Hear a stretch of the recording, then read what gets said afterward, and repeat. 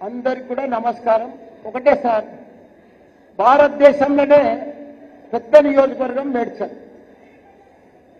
కాకపోతే 3 మున్సిపాలిటీలు, 3 కార్పొరేషన్లు, 7 మున్సిపాలిటీలు, 61 గ్రామ పంచాయతీలు ఉండే. భారతదేశంలో ఏ నియోజకవర్గంలో లేదు. అది మా మేడ్చల్ మల్లారెడ్డి నియోజకవర్గమే ఉండట్ల.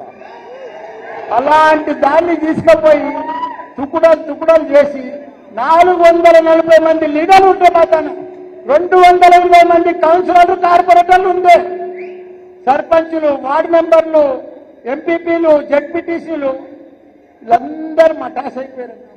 పగతోటి, మల్లన్న మీద పగతోటి కాంగ్రెస్ ప్రభుత్వం చేసి ఇప్పుడు 16 చేసింది. 16 కార్పొరేటర్లు అయినాయి. ఒక దాంట్లో కూడా ఒక జిల్లా, ఒక దాంట్లో 3, ఒక దాంట్లో 13. మా వాళ్ళు మొన్న 3 మున్సిపాలిటీలలో ఎలక్షన్ పెడితే వన్ సైడ్ మేడ్చల్ కార్యకర్తలు, మా యువకులంతా కలిసి ఎంత పట్టుబట్టి గెలిపించారంటే వాళ్ళని దమ్ము చేశారు. వాళ్ళు ఉర్రుదవులు, మేమే గెలుస్తున్నాం,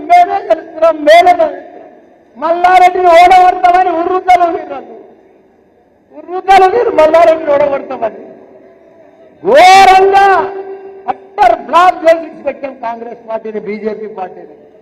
ఈరోజు మా బిడ్డ చైర్మన్, నా స్టూడెంట్, మా కాలేజీ స్టూడెంట్, బిజినెస్ పాస్ అయింది, ఆమె చైర్మన్ చేస్తా. బంగారు బస్సు అమ్మాయి మా బిడ్డ. అట్లా అలాంటి మంచి ఆనిముత్యాలను అంతకుముందు కూడా young mayor in India, first time in India, చిన్న ఏజ్లో 24 ఏళ్లలో మేయర్ చేసి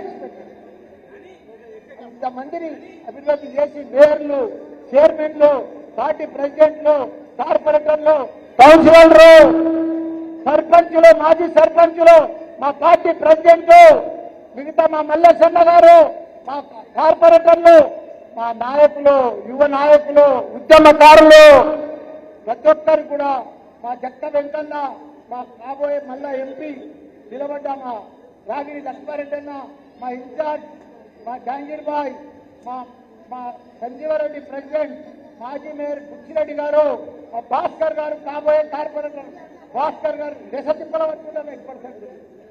ఊరు 1% కాలు పట్టుకున్నాను, 1% స్టార్ట్ చేసినాను. మంచి పిల్లగాడన్న భాస్కర్, ఉద్యమకారులన్న.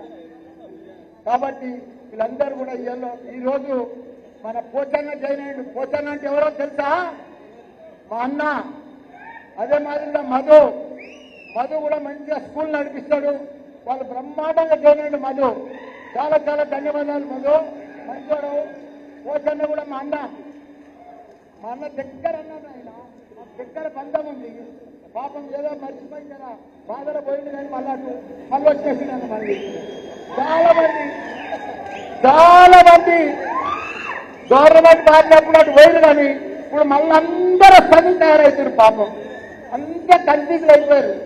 అదే మాదిరిగా ఇంత పెద్ద ప్రోగ్రాంకి వచ్చిన మా మహిళలు, అక్క చెల్లెళ్ళు, అన్నదమ్ములు, ఈరోజు మనకు వర్కింగ్ ప్రెసిడెంట్ అంటే ఎవరో తెలుసా? మనకు కాబోయే సీఎం, ఒక గట్టిగా సరాలి సీఎం కేటీఆర్.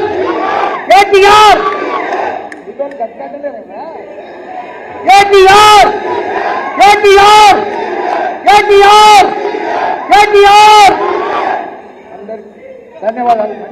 మంచిగా అలా మా మేడ్చల్లా ఏ మున్సిపాలిటీలా, ఏ కార్పొరేషన్లా చెక్కు చెదరలే కార్యకర్తలు, ఒక సైనికుల లెక్క పనిచేస్తారన్న, ఒక యుద్ధంలో, కార్గిల్ యుద్ధం లెక్క పనిచేస్తారు.